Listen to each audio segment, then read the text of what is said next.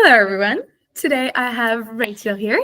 She is a fourth-year student at my university, and I really, really love your energy. And I was like, I really need to interview her because I think that you have so much to give to other women that I really wanted to talk to you and just make a video out of it. So we're going to talk about networking today. And the reason why I asked Rachel if I can interview her on that topic is because the first time I saw you, she was like so open and she was so able to just connect with people, listen, and also very confidently present herself and her business. I remember it was the first like some evening thing at Hendrik's bar, and she was like, you were pitching, I think, yes. Yeah. Yeah, like a meetup. Yeah. And you did it like so confidently and charming, and I was like, this girl knows what she's doing. So yeah, I know that you have different companies and different startups such as Shiab, KZ Creative, and Youth Entrepreneurship Society. So yes, what I just said. And I know that you're doing a lot of projects. So maybe let's just start with, how did your entrepreneur journey start? Yeah, for sure. Thank you for the introduction, Naomi. Basically, for me, it started always from a place of just doing what I want to do with people that I like. So I'm a very people and relationship motivated person. I'm infinitely motivated being around people with the same energy, being around a good energy. And I've always just wanted to be around those types of people. I don't care what I'm doing. It could be anything, which is why I end up in different pockets of expertises and styles. But it started really because I met a girl at the high school that I moved to. The first time I ever moved countries was from Canada to China. And then I moved when I was 12 years old after being in Canada my whole life in a tiny local town. So now I'm in China and I'm at this high school, and there's this girl who I really like her vibe, and we both really loved horses. So we instantly became really good friends, and we both grew up as the stereotypical horse girls, going to like horse competitions and things like that. And then we started an equestrian athleisure brand called Heart Outfitters. The website is still active and everything. We sold the company after 4 or 5 years, but we didn't have the heart to take the website down, and it really was just us having fun, putting products together because we were in China. We realized that we could make our own, design our own clothes and then sell them through Instagram. This was back in 2015 when Instagram was still starting as well. So we had 2,000 followers when we were, I think, 13, and we thought we were like the shit. We thought we were super cool. So we leveraged that into Heart Outfitters as a company, mostly because we wanted cool clothes ourselves and couldn't afford them from the US and from Canada to bring over to China. So we just made them ourselves. And then I picked up photography through Heart Outfitters and realized I really liked that, which then got me into photography and creative directing as my freelancing agency. And then it kind of just went from there. So you were born in Canada. Yeah. And you moved to China when you were 12. Yeah. And there you met this girl who were also into horseback riding. Yes. And then you started the company. Yes. How old were you when you guys really started the company? We were 13. We were 13 when we started the company. It was called a different name. We ran that company for 6 months before we shut it down. And then we started again because we realized we made so many mistakes. So I guess I like to say that we started at 13 because the core of Heart Outfitter started when we were 13, but it took us a year to really learn what we were doing. So I guess we were getting in regular sales by the time we were 14. Wow, that is so cool and so impressive. And I'm wondering, you're like 13, probably you don't have like business or anything in school. So how was it to figure out the first steps, and where did you get your knowledge from? Right. Well, it was never about like having a business. I had never heard the word entrepreneurship until I was like 14, 15 years old, when some people were like, oh, you're an entrepreneur. I was like, what does that mean? I don't know. It was really about us just doing something fun and then actually actioning it. You know, people talk about things they want to do, and her and I were both the same type of personality of like, let's just try things and then fail and we'll figure it out. You know, it's like we were such a safety net with each other that we had the liberty to fail in micro doses with each other and then keep going. And so So, I mean, the first steps were really like, we went to fabric markets and we just talked to manufacturers about design. I mean, again, it took us a year to actually get running. We had horrible prototypes in the beginning. We wasted a lot of money, but we had all the money that we had saved up, which was enough in China to kind of get going and do a first production run with a bit of help from our parents, who we paid back as well. And then, yeah, I guess we just learned by doing. I think that's the great thing about entrepreneurship. There's no one size fits all. I mean, if you want to run an e-commerce company, then absolutely is a one size fits all. But what we were doing, and fashion is by no means a niche market, right? It's so widespread now. But we were just doing it because it was fun, and we wanted to, like, I wanted to take really cool pictures, so I wanted certain types of clothes, and then she wanted to connect with certain types of entrepreneurs and influencers and athletes who were active around the time in Instagram. This was in, again, 2015. So everyone was kind of like a small 2,000 follower friend. And she had friends in the US she wanted to give products to. So it really went from there. But our goal was never to run a profitable company. Our goal was to have fun. Our goal was to connect with other equestrians around the world, because we were lacking that in China. Our goal was to take cool pictures of products that we created. Our goal was to be able to work with other equestrians as well around the world who were not professionals but wanted to be supported in small levels, because we were good, but we were not good enough. So we really appreciated the small support that we got from companies that would give us products and things like that. So we wanted to do that. We wanted to create that community as well. So because we did that, I think that was the first ever business lesson I learned that I cannot believe I learned in my first go, was that you don't chase profit, you chase purpose. And when you chase purpose, profit comes. You don't chase profit, you chase purpose, and then profit comes. Yeah. That's so good. I love that.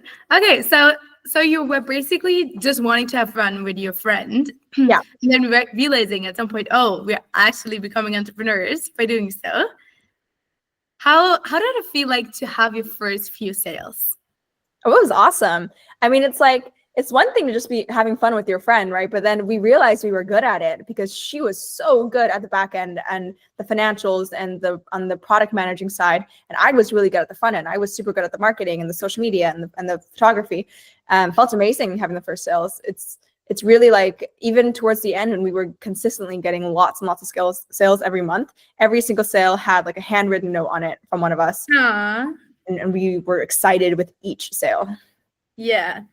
That is so cool. I just imagine you guys like being 14, 15 and having like these sales come in. Like, I feel the excitement for you. Like, I would be like, even now, but like, I would be like, this is so cool. I appreciate that. Yeah, it was really cool. We would, this is actually so bad, but we used to, because we would ship the products, right? So we used to, this is illegal. I'm pretty sure this is illegal, but we would, because you could see the addresses of the customers, right? That we would send the products to. We would look up their address and look up like this random house in like Idaho or in Montana or in Montreal or in Paris or wherever we were shipping our products to, and just like look at their house and be like, oh, this person's gonna have our clothes soon. And we would literally stalk all our customers because we loved it. That's so funny. That's so funny. So I'm wondering, when I hear the story, so you guys are 14, 15. How does he know how to do the finances? I mean, it's pretty basic, right? Like in terms of running a profitable business, you want to make more than you want to sell things for. I think sometimes things are a bit overcomplicated, which makes sense, right? Like if you're running a really big multinational company, you need to know your customer acquisition costs, right? You need to know what makes sense. We were not at that stage. We were so bootstrapped in the beginning, where it's like, yeah, just calculate what your shipping costs are, what your manufacturing costs are, what your supply chain costs are. I don't know. I think having a consumer product good really simplifies everything. And then we just did it on logic. To be honest with you, I mean, I still don't know what I'm doing with financials. Like I'm still clueless about it. I don't know. That's someone else handles that for every initiative I run. I just want to do my thing and have fun. I think there's different types of entrepreneurs. And I feel like, especially when we're bootstrapping, we feel the pressure to have to be everything all at once. Mm-hmm. It's like the same thing with applying to colleges, right? No one wants a well-rounded student anymore. Just be really good at one thing and do that, and delegate everything else is also like lesson number 2 I learned, because I tried to be really good at the financials, and I try to be really good at the market research and all of that, but that's just not me. I'm not that person. I don't like supply chain. I don't like research. I like being boots on the ground, like talking to people, pitching, yes, running the socials, taking pictures, meeting people. That's my strength. And now when I think about the teams that I want to work with and the teams I want to build, it really complements what I have to offer, and I complement what they have to offer. Yeah, is what I have to say there. I love how you're saying like this is lesson number 2. So lesson number 2 is to focus on what you're good at and then outsource the rest. Yeah, absolutely. I don't think we need to be good at everything. Yeah. I think honestly I see myself doing that as well, because I'm so used to from school, like you should be good at everything. Yeah. And then I force myself to learn things that I know that I'm not good at, because I feel like you need to know this. Right. Yeah. I mean, it's like to know it, I think is good. Like we do a finance module as well, and it's good to know what a profit loss balance sheet looks like and how to balance balance sheet. Like it's good to know. It's just I'm not going to be the one to do it, because also I'm going to hate it. And when you're an entrepreneur, like you can't do stuff you hate. You got to do the stuff you love. Yeah, that's true. So let's go to the topic of networking. Yeah. What is your definition of networking? Yeah, so networking to me is really just being a nice person. I think networking happens 24 hours in a day. It's like when you are ordering your coffee in the morning, you're networking with the barista. When someone's opening the door for you, you network with them. And it can be small doses, as in like an exchange of thank you or goodbye or hello. And it can be as deep as like this intimate conversation we're having one-on-one. So it can happen whenever, wherever. And I think it's about fostering that connection when you see it. And it's about not letting it go as well. I think a lot of people think networking is exclusively meeting new people. I actually recently have really leaned into the idea of networking is actually cultivating relationships with the people you already know. Like I already know a lot of people. If I knew 100 people in the world, I would say 20 of them are super awesome and are aligned with exactly what I'm doing right now. As in they're also entrepreneurs. Maybe they're also athletes training for something. Maybe they're also on this like whole health kick. Maybe they're also really interested in arts and photography and marketing. Maybe they're people like you who just love connecting with people and love talking and love podcasting. And investing in those relationships are so powerful. So to sum that up, networking to me is being a nice person 24 hours in a day, being a good person, and also cultivating relationships with the people you already know. Yeah. I love talking with you. I'm so much fun. I'm like listening. I'm like, this is so good. And I love your energy. Thank you for being here. I appreciate that, but that's also networking, right? It's like you feel people's energies. I know this sounds really out there, especially in English. It sounds very like voodoo hippie. But there is a thing with like people give off a vibe and an energy, and when you're meeting someone new and it doesn't click, that's okay. It's not on you, and it's not on them either. Sometimes it's on them, but sometimes on you. But oftentimes, I think 90% of the time, it's just not clicking. That's okay. Go somewhere else. Go talk to someone else. There's 7 billion people in the world. There's like, go talk to one of them. Yeah. So what I hear you saying is that networking is not like something that you only do at a networking event, but networking is a lifestyle, is a way of you are. Like when you go out, you talk to people, that is you networking, and you never know who you're actually meeting. Oh yeah, I've met some incredible people in the weirdest ways. I think most of my friends I've met in such a strange encounter. You never know. You really, really never know. Yeah. And then I also like the concept of you saying, hey, I already know a lot of people. Networking is also cultivating and deepening those relationships. Yeah. So exactly. How does that look like for you? Right. So I was having a conversation with my friend the other day who was saying that she wanted to just meet more friends, like-minded friends in Amsterdam, right? And she wanted to start running for the sake of joining a run club so she could meet people. And I was like, why would you do that? You don't like to run. Why would you ever make friends with runners? And she was like, well, yeah, because there's a lot of friends and friend groups and run clubs. And I was like, well, why don't you look at the 2 really good friends you already have in Amsterdam and just hang out with them more? And then naturally you'll pull into their circles as well. Because like you, Naomi, give off a certain energy. So the people who really like you are all Yes. similar to that. Yeah. And if you really like me, then we all have that common thread of we really like Naomi. Yes. We already know that there's something in common with all of us, right? Mm. So Ooh, I like this. yeah, I think that's super important to know, first of all. And in terms of what that actually looks like, it's I host parties quite often. I really, really love to host a nice gala at my house. I like it because it's intimate. It's in my own home. I like bringing people into my own home and then having them meet each other as well.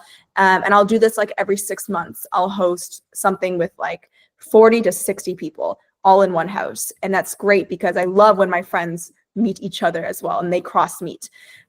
Because what they all have in common is that I hope they really like me. So often they can find a commonality there. So that's the main way I do it these days, just because I'm busy. I'm too busy to catch up with people one-on-one for coffee 5-6 times a week. It's just not going to work for me right now at this point in my life. Mm. So I hear you saying that when I have like 2 close friends, for example, and I'm like, I really want to meet more new people, then if these are people who are actually in alignment with my values and I really like them, then I would probably like their friend as well, because you always are around people who share your values. Right. Absolutely. Spend more time with their energies as well. Like, again, sounds super out there, but I actually really believe that. Like I have, there's certain people in my life that I know will just like motivate me for this reason as well. Like I have one friend, Mati, he's like the type of guy where you're like, oh, hey, let's run a marathon tomorrow. And he's like, yep, got it. Like, we'll do it. Right. He's that person. So whenever I need a little extra kick in that sense, I hang out with Mati. And then Mati introduced me to this person, or we happen to meet this person, or we do activity where he also knows that guy, or you know what I mean? Like it's just, you never know. And I think that's the tricky thing with networking, because it's not a transactional relationship. It's not input output. It's not like I meet you, Naomi, and I'm immediately going to meet 3 more Naomis after meeting you. Yeah. No, nothing is guaranteed. And it's such a long haul that you have to commit to. So you have to let go of that illusion of control that we want to have over. Yes. And I think you say a very important thing. Like, networking is not a transactional way of doing. Maybe you can say more about what you mean with that. Yeah, absolutely. Here's an example. So one of my really good friends right now, his name's Jonathan. And how I met him was because I was trying to learn how to swim at this public pool in Amsterdam. And so I would just go to the pool all the time and swim. And then one day he was, I think, on the pool deck because he was working there, right? And he was like talking to one of the other people, and he said like something in Spanish, and then also switched to Dutch, and then also switched to English. And I was like, oh my gosh, how are you switching between all languages so quickly? Like, that's so cool. And then he was like, yeah, like I'm learning all of them. And then because he was also a pool guard there, like we started talking, he started like giving me some tips in the pool, right? And then we just vibed. So then I would go back and we would just talk. And then fast forward to now, that was like a year and a half ago. Fast forward to now, he's one of my really good friends. He has referred so many clients to me in my creative directing company. Like, the man's friendship has made me, I don't know, like 20,000 euros passively, right? But it was something that came after all of that. So again, there's like no one size fits all. That's the beauty of it. You never know how you're going to meet people.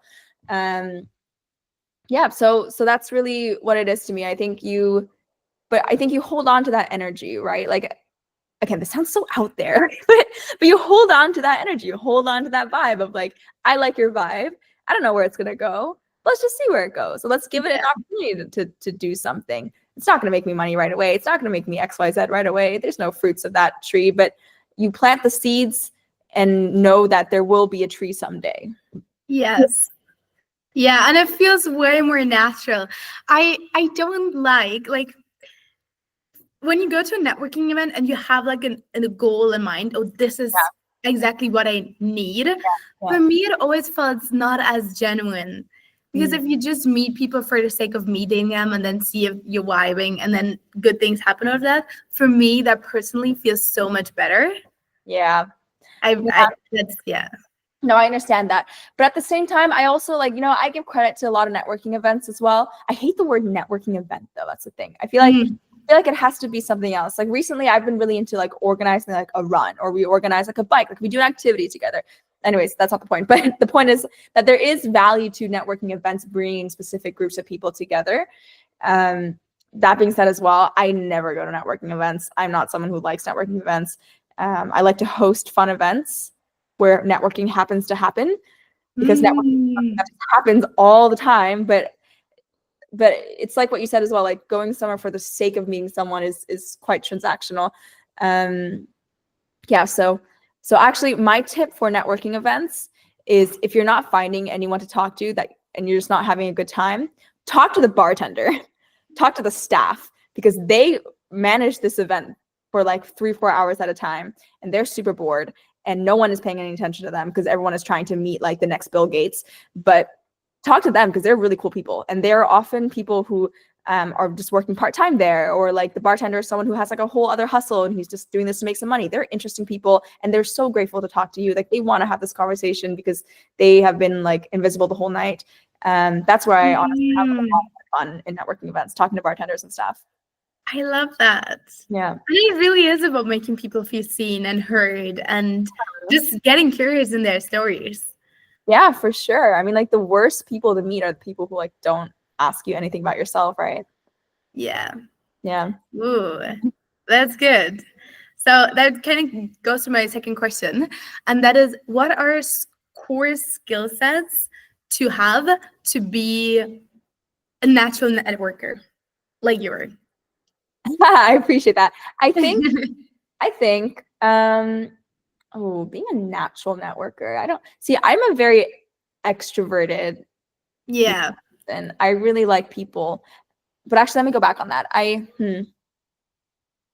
No, maybe that's not true. Actually, maybe that's not true. See, my friend Mati, he's a very extroverted person. He genuinely knows every single person in the room, and he has no problem going to an event where he knows no one.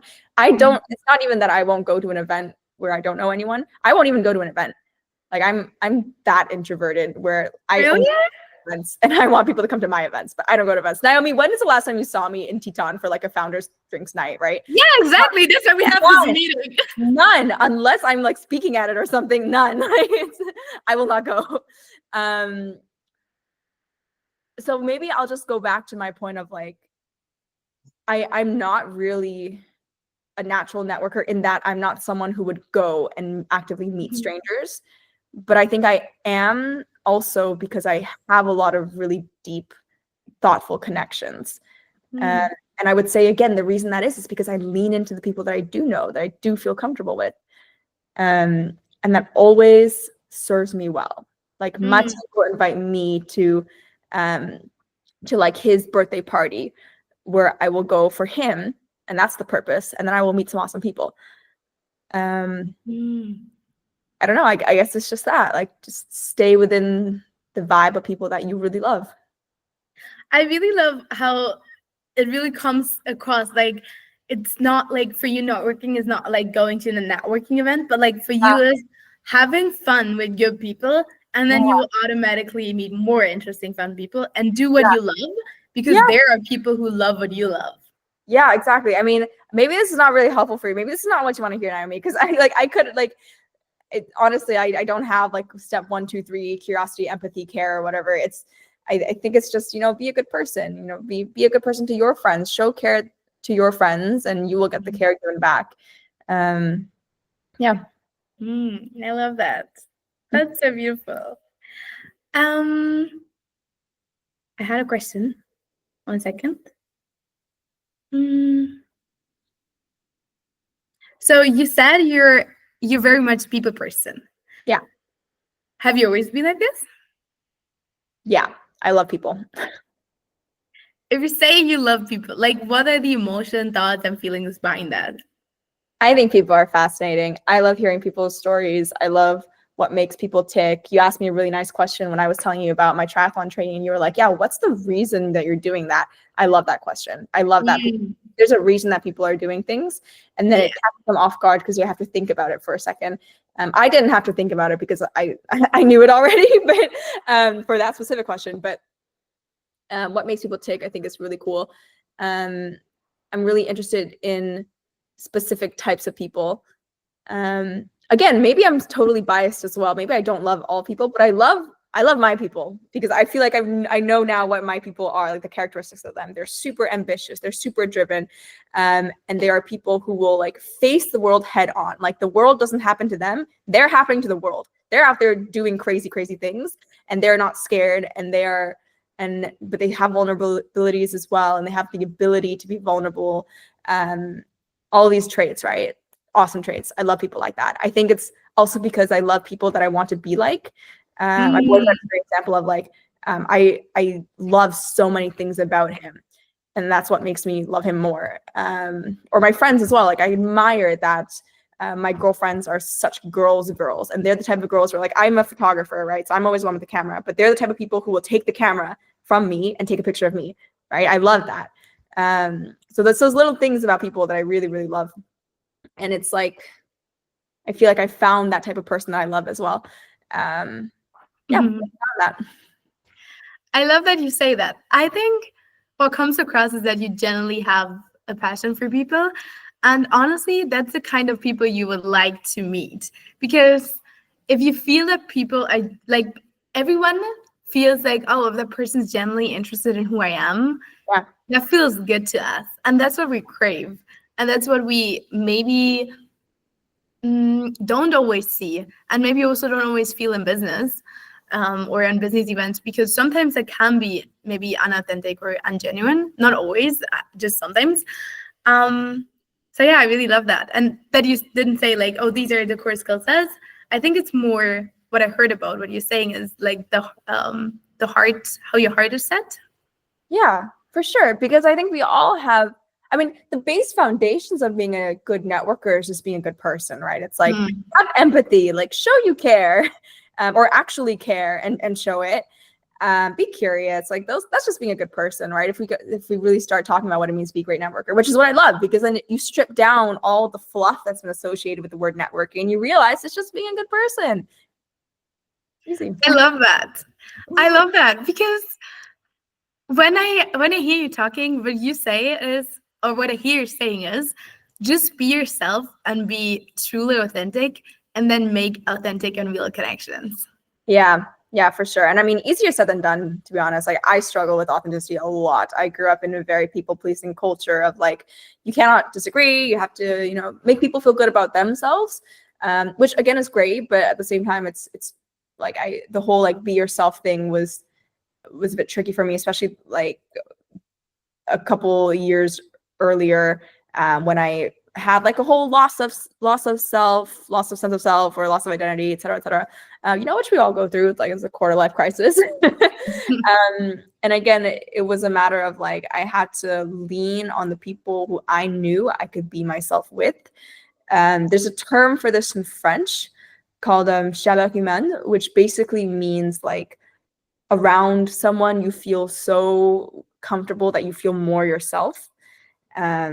And so whenever I have moments of like, why am I doing all of this? Who am I? What am I even? Very existential, dramatic moments. I lean on those people who make me feel more myself. Yeah.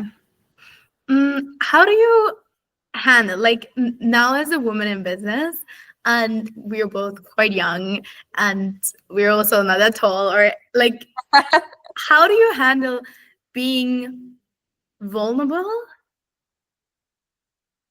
And then maybe the fear of not wanting to seem weak as well.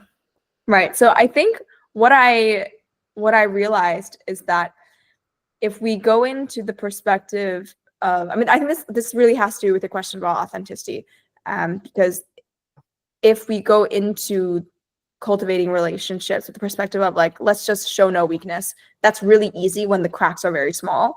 And then when the crack is very big, you are like scrambling to put on bandages and trying to wrap that up. And then you just seem like a really awkward person, or worse, an incompetent person. So I think it's a matter of, from the very beginning, from the get-go, being really off the bat and really clear about like, I'm not certain with this. I'm not certain about this. I don't know about this. And then initiating that in the beginning so that you soften the degree of like, oh, like later on, if you do it, like if you're perfect for 100 days and on day 101, you're like, I don't know. They're like, oh, suddenly she's she doesn't know or something like that. But I think you cultivate it constantly, this culture of like of vulnerability and knowing that you don't know and knowing that it's okay to fail, that having a safe space to make mistakes, things like that. I have a really great boss from a company that I'm contracted to work with right now. And he says that in every one of his meetings, he wants his team to hear him say that he made a mistake or that he did something wrong or that he doesn't know. And I think this applies to leaders in general, right? This is not a female specific thing, but I totally recognize how specifically as women, it's hard to stand up to a room full of men, or even worse, to one white man and be like, I don't know, or I'm not sure, or I made a mistake. So I think acknowledging from the beginning that that's okay is fine. And it allows them the space to do the same. And if you didn't do it from the beginning, that's fine. Do it today and keep going. Does that make sense? That was such a good answer. And I feel like something just made, like, I feel a sense of relief. Like, Okay. For me, the past weeks, it has been such a process of allowing myself that it's okay to make mistakes and also admit that to others and then feel safe doing it. Because I grew up thinking like, or having the experience, if you make a mistake, it's kind of not safe and it's kind of like you're getting punished and something not good is happening to you. So I really realized that coming into business, that this topic was coming up all the time. And I was so scared. Like my whole body got so tense. And that's why I asked this question. And you said it so beautifully. Yeah, for sure. I mean, like your uncertainties are not because you are a woman. It's because you're uncertain. And that's okay. Right? Like this is such a phenomenon with women in leadership positions. In all fields of this like overperforming or overcompensating. It's like if you look at a political context, Angela Merkel, Germany, Angela Merkel, right? She was like the Iron Lady. She had to be super, super dominant and aggressive in order to be taken seriously, like a man. And then you look at like Jacinda Ardern, the ex-prime minister of New Zealand. I think I'm butchering her name. And she really leaned into like the softness and the empathy, and that was really beautiful. I mean, these women are 40 years apart in terms of political leadership spectrum, right? But I think it's so beautiful how Jacinda was able to, from the get-go, establish that, like, you know what, I'm not going to be a super dominant bro as a president. And or as a prime minister, as a leader. And that's the benefits of me being a leader. Not me being a female leader, but me being a leader. I love that. And it's so beautiful. Like, but it takes courage. Yeah. I think it takes courage for everyone.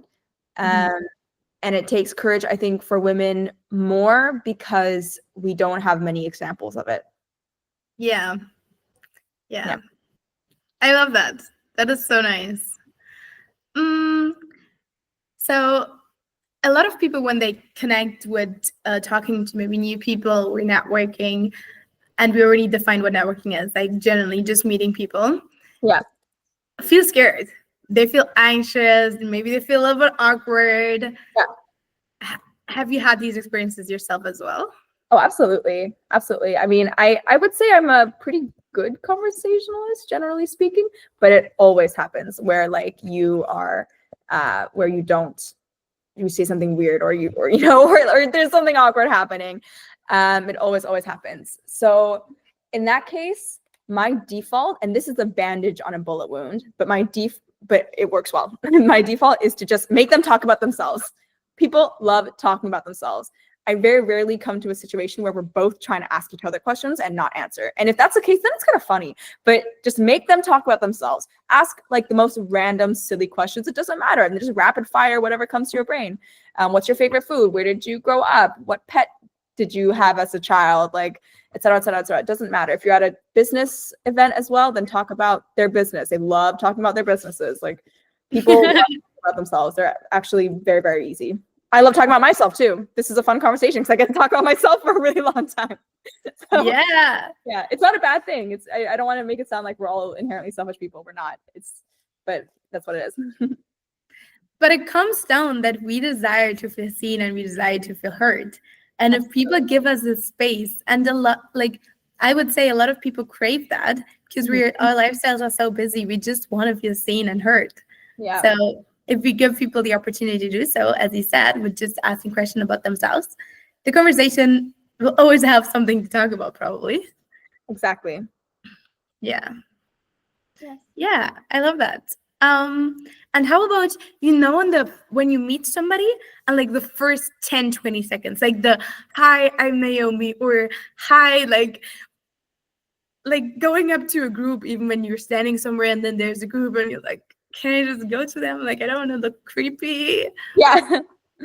Do you mean approaching like a group of people or like one person?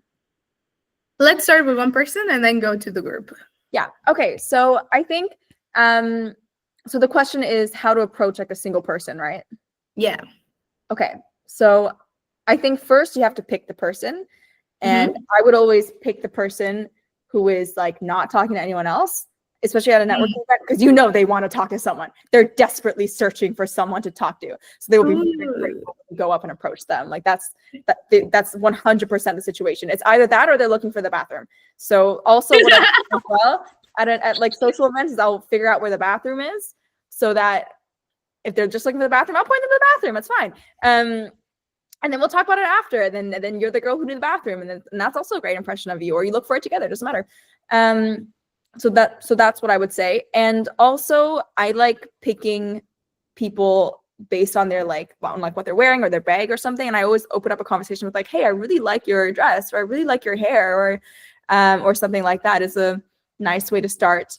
Sometimes if it's a guy, especially in like a Dutch networking events or Dutch social contexts, and they look very Dutch, I'm like, hey, are you Dutch? He's like, yeah. And I was like, you look very Dutch. You got the whole Dutch thing going on. And it's and that's like a laugh. I don't know, like I think you can be creative with it, and just put yourself out there. I mean, I guess that's cringe, but it's like no one really cares.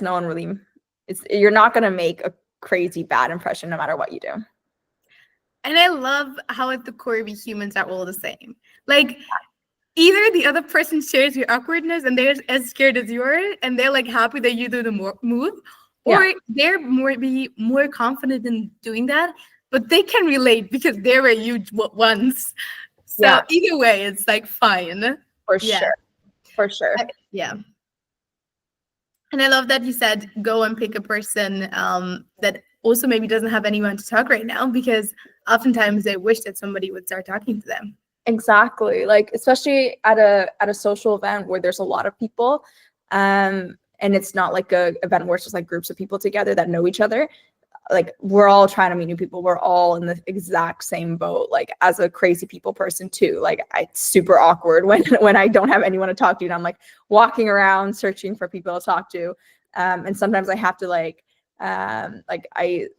I don't find anyone I can talk to because everyone's paired up. I'm like, okay, I'm going to the bathroom. Like that's the purpose-driven mindset I'm looking at. Where so no one thinks I'm weird and scouting out the crowd. She's just going to the bathroom, But that's okay. It happens.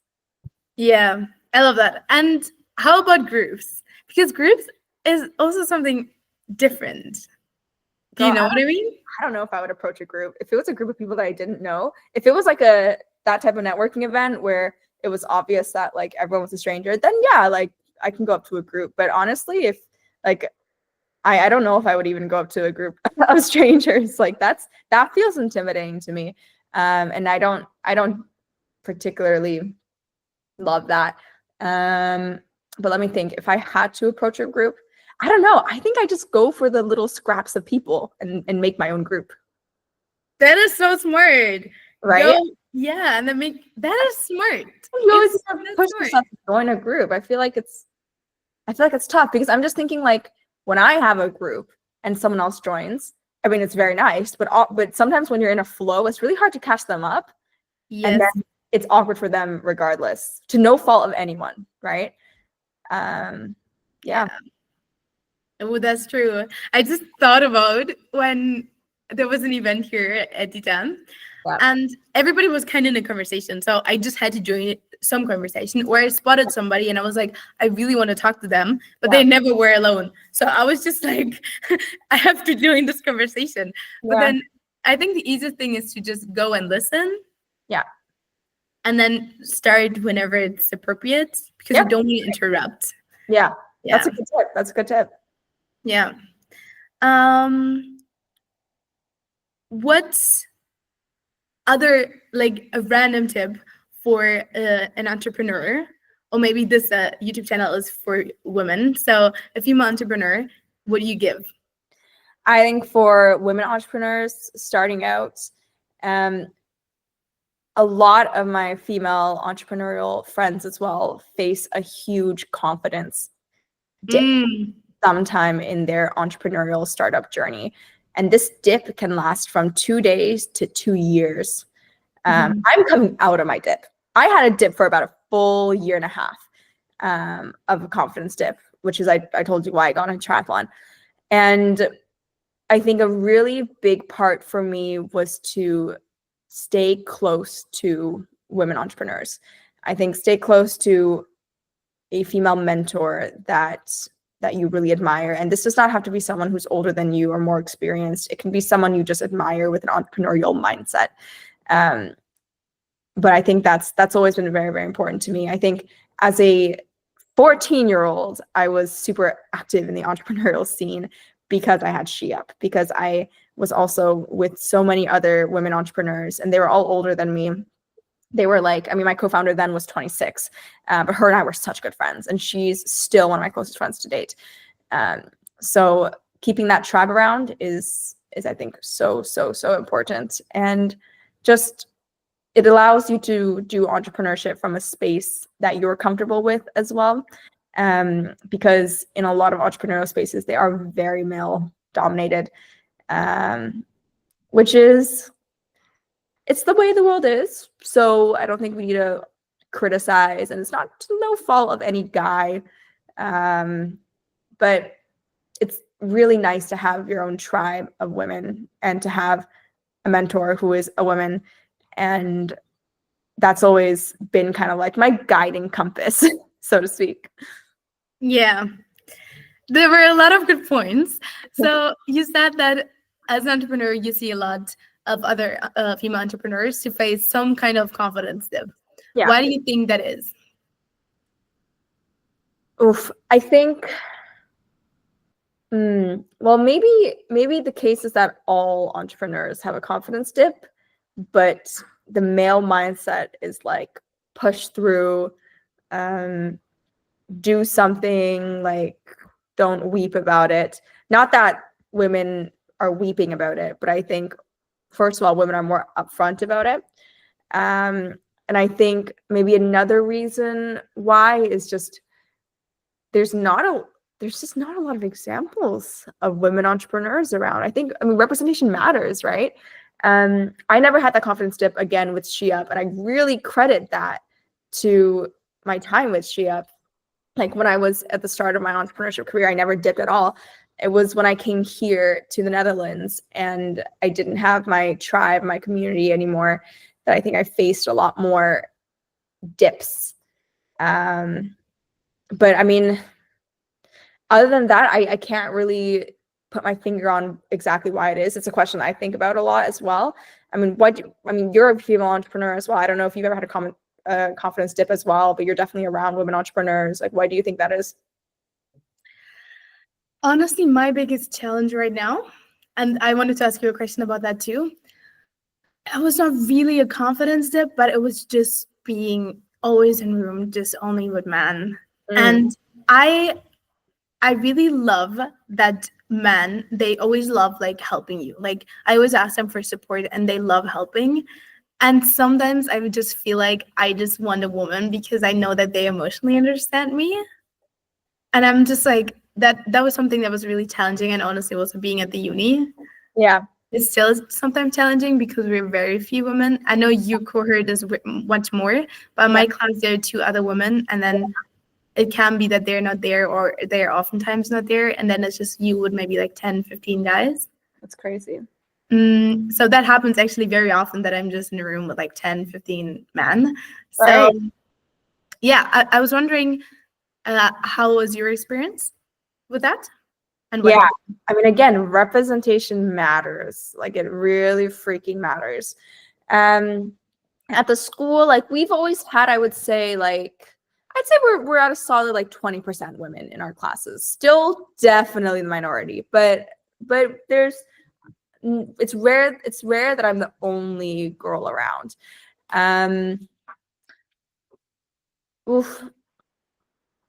You know, I also really like to one of my girlfriends that I met through the university as well. One of my really good friends, she knows so much about masculine and feminine energy, and she's such a great advocate for masculine and feminine energy. I think I early on wanted to assert dominance as much as I could by leaning into masculine energy and being louder than the boys and more eloquent than the boys and smarter than the boys.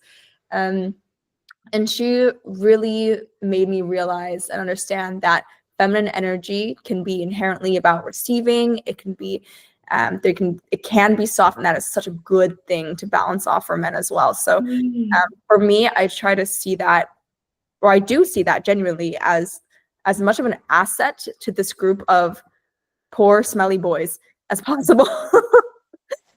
Just because some of the boys in my class are like need some help to become gentlemen, and I love them so much. They're my close friends, and I think that there's a lot that a feminine touch can add. Yeah, I love that. I don't know if you know that, but my business is helping women connect more to their feminine energy. Yeah, that's awesome. So I really love that you just said that, and that was also something, that I realized, like, instead of trying to prove that you can do everything better than the guys, just allow them to help you and show them how good they are as well, and then recognize their strength. Yeah. And honestly, that makes me so happy because I receive help and I'm like, oh, thank you. I don't have to do everything myself. And I know that I'm supported, and they're feeling so good because they're like, I am so good at this and I can help you. And then you appreciate me. Like, that feels so good to them as well. So yeah, that was something that especially really helped. Yeah. Yeah, it's a good push and pull. Yeah. Nice. I think that was kind of it. I loved your tips. Let me think about if we can bring them together at the end. Sure. The first one was, you remember? Yeah, so the first one I said was about how I started my entrepreneurship journey, which is chasing purpose, not profit. Yes. The second one was that you don't have to be a well-rounded entrepreneur. You can lean into what you love and outsource the rest. The third one about networking in general is just be a good person and tap into the connections you already have. Mm-hmm. And as a general fourth, just go into networking without a transactional mindset. With the mindset of connecting with people that you feel a vibe with, and then really invest in that and see where it goes. Okay, so purpose over profit. Yeah. And where purpose is, profit follows. Yeah. The second one was with so instead of being a well-rounded. Outsourcing. So instead of trying to do everything yourself as an entrepreneur, like outsource. And then the other one was be a good person and just connect with people. And the fourth one was, I'm kind of blacking out. Connect with people, invest in relationships, and non-transactional. Yeah. Mm-hmm. Yeah. I love that.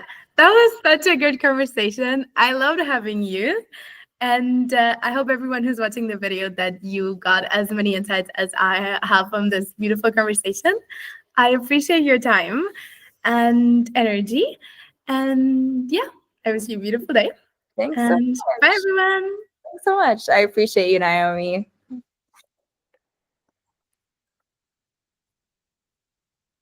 All right. Am I waiting for you?